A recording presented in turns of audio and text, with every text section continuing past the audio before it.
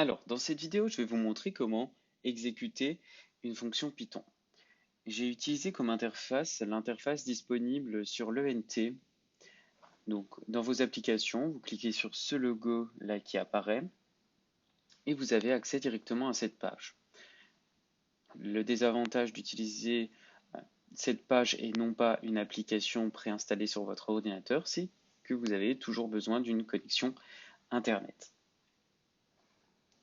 On va voir que l'on peut ici à la fois importer des documents .py ou à la fin, pour éviter de tout perdre, sauvegarder en faisant ici un téléchargement, et le téléchargement de différents scripts va se faire sur votre ordinateur en format encore .py. Alors tout d'abord, l'affichage d'une fenêtre ou d'un logiciel Python.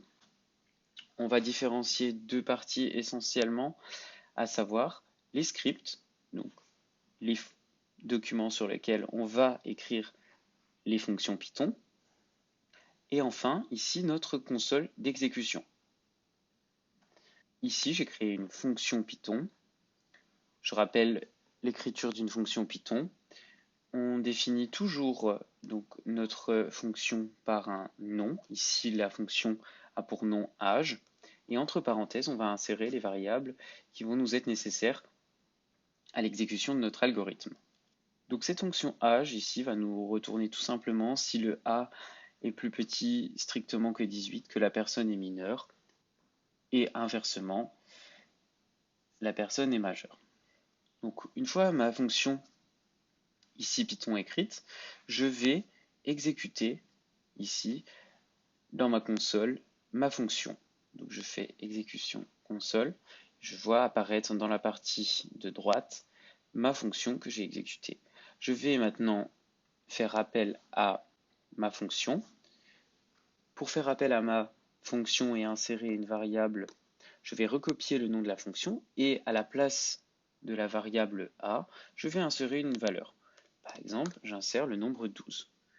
J'appuie sur Entrée et comme message qui m'est retourné, pas de surprise, la personne est mineure. Je reteste avec une autre valeur, par exemple âge 43, et l'algorithme me retourne la personne est majeure. Voilà pour l'exécution d'une fonction. Je peux exécuter n'importe quel type de fonction. Je peux aussi, à partir d'un fichier, directement copier ma fonction Python et l'insérer dans ma console.